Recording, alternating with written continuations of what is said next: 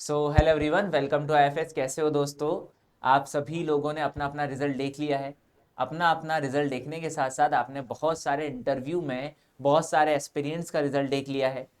और अगर आप चाहते हैं नेक्स्ट टाइम का जेआरएफ आप ही का हो, सो आपको ये सारी स्ट्रेटजी सिर्फ सुनना ही नहीं है, अप्लाई भी करना है।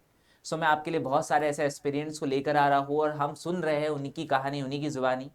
आज भी मैं आपके लिए एक और एक ऐसे एक्सपेरिमेंट को लेकर आया हूँ। मिलते हैं नंदनी से। वेलकम नंदनी, आपका हमारे इस यूट्यूब चैनल पर। Thank you sir. नंदनी, सबसे फर्स्टली आप मुझे ये बताइए कि आपको ये ख्याल कैसे आया कि आपको सीएसआर नेट की एग्ज़ाम की प्रिपरेशन करना चाहिए? Sir, during my masters only I decided that कि मुझे जेआरएफ करना है और आगे चल के पीएचडी करना है। ओके, मतलब आपका रिसर्च का मेजरली क्राइटेरिया था। Yes sir. ओके, आपका मास्टर्स कब हुआ है वैसे? मेरा मास्टर्स लास्ट ईयर 2024 में हुआ है फ्रॉम अच्छा, सेंट्रल 24 में। University of Punjab. Okay okay, और आप आईएफएस से कब से कनेक्टेड हो?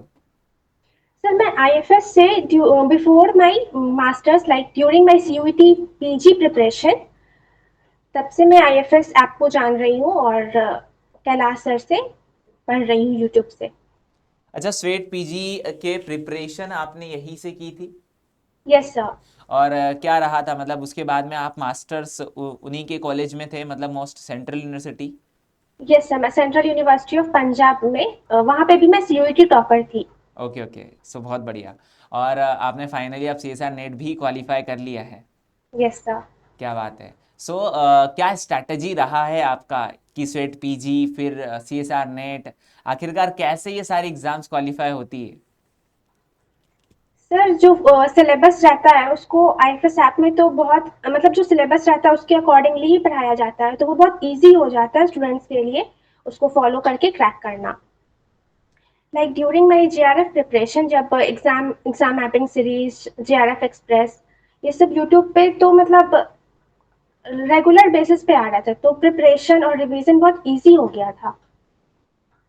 ओके, नंदनी, आपने इस सीएसआर नेट की प्रिपरेशन को मतलब आपने घर पर ही मोस्ट ऑफ किया है। Yes sir. आपका क्या शेड्यूल होता था डेली का, कि आप किस तरीके से इसको प्रिपेयर करते थे?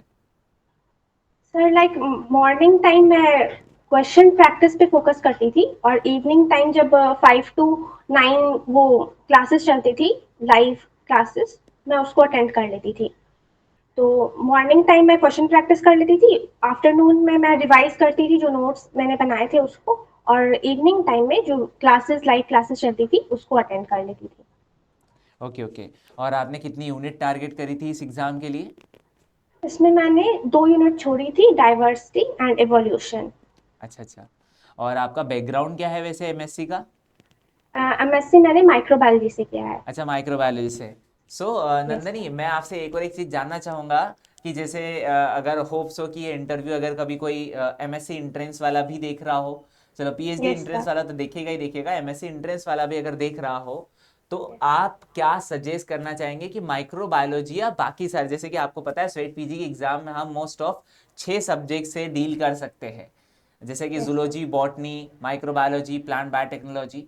तो आपको क्या लगता है आफ्टर माइक्रोबायोलॉजी के बाद आपको क्या लगता है कि कौन सा सब्जेक्ट सबसे बेस्ट है, या आपने जो किया वही बेस्ट है?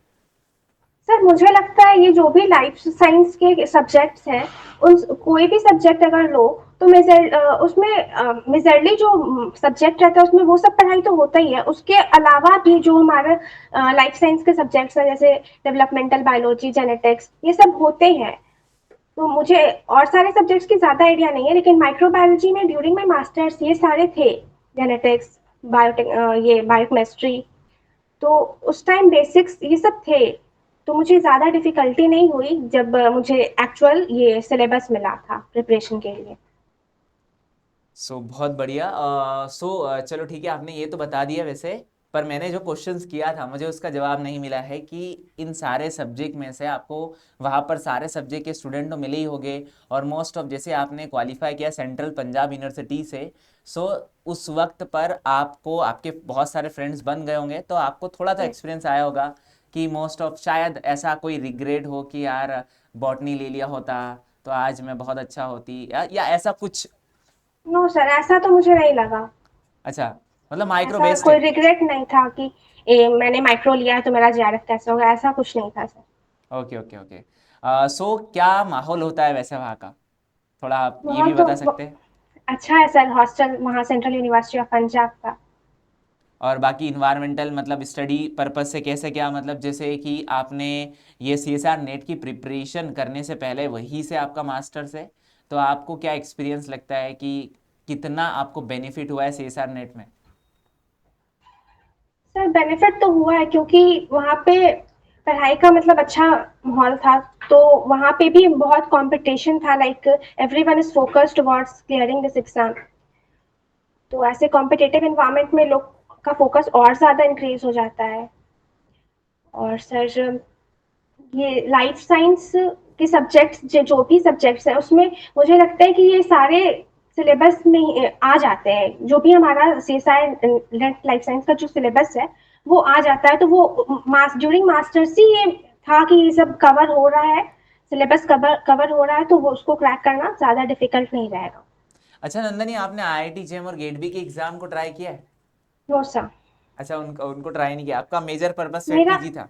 मेरा गेट एक्सेल भी क्वालिफाई है, गेट एक्सेल 2024 और आईसीएमआर जेआरएफ। अच्छा बहुत बढ़िया। सो ये एग्जाम्स आपके कब क्वालिफाई हुए, पिछले year? Last year GATE okay XL okay. 2024 और आईसीएमआर जेआरएफ 2024।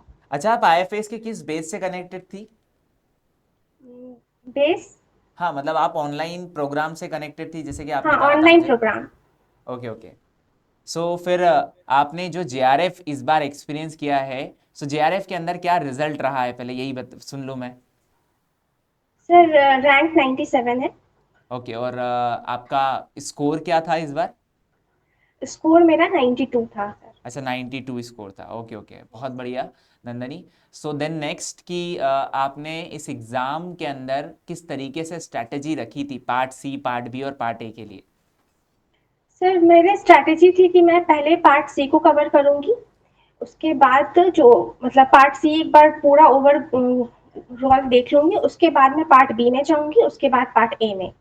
Okay okay. उसके बाद मैं फिर से सोची थी कि जब एक बार कंप्लीट करने के बाद मैं रिवाइज करूंगी, फिर पार्ट बी में जाऊंगी, उसके बाद पार्ट सी, एंड अगर टाइम बचेगा तो पार्ट ए। लेकिन मेरा पार्ट ए रिवाइज नहीं हो पाया था।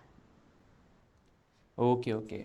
सो बहुत बढ़िया नंदनी। एंड देन फाइनली मैं आपसे ये पूछना चाहूँगा कि जब आप एग्ज़ाम देने के लिए जा रहे थे तब आपने कुछ ऐसा सोचा हो कि मुझे किस टाइप के क्वेश्चंस को करना ज़्यादा प्रेफरेबल रहेगा, ऐसा कुछ? सर मैं सोच के गई थी कि मतलब नेगेटिव मार्किंग से बचना है, जितना आता है उतना अटेम्प्ट करना है। क्योंकि ये नेगेटिव मार्किंग का है, तो मतलब जो नहीं आ रहा है उसको तो बिल्कुल अटेम्प्ट नहीं करना है। जितना आए उतना ही अटेम्प्ट करना है, ऐसा मैं सोच के गई थी। चलो बहुत बढ़िया नंदनी। सो कॉन्ग्रेचुलेशन आपको कि आपने मोस्ट ऑफ बहुत सारी एग्जाम्स क्वालिफाई किए, और ऑब्वियसली आप तो हमारे साथ में बहुत पहले से ही जुड़ चुकी हो, एमएससी एंट्रेंस एग्जाम से ही जुड़ चुकी हो, और आपने यस बहुत सर। अच्छा एक्सपीरियंस भी लिया है। एंड देन थैंक यू कि आपने बाकी सारे स्टूडेंट को बहुत अच्छा गाइड किया कि आखिरकार किस तरीके से इस एग्ज़ाम को प्रिपेयर किया जाए। और ऑब्वियसली हर किसी की एक अलग अलग स्ट्रैटेजी होती है जिससे कि वो एग्ज़ाम को क्वालिफाई करता है, और मैं तो चाहूँगा कि नंदनी के वर्ड्स को आप सभी लोग सुने। बट एक और एक चीज़ मैं आपको बताना ज़रूर चाहूँगा, हर किसी की अपनी अपनी स्ट्रैटेजी होती है, अपनी स्ट्रैटेजी बनाए, और इसी स्ट्रैटेजी के चलते चलते आपको इसी एग्ज़ाम के लिए बेस्ट देना है, अपना 100% देना है। So thank you Nandini. Thank you sir. Okay.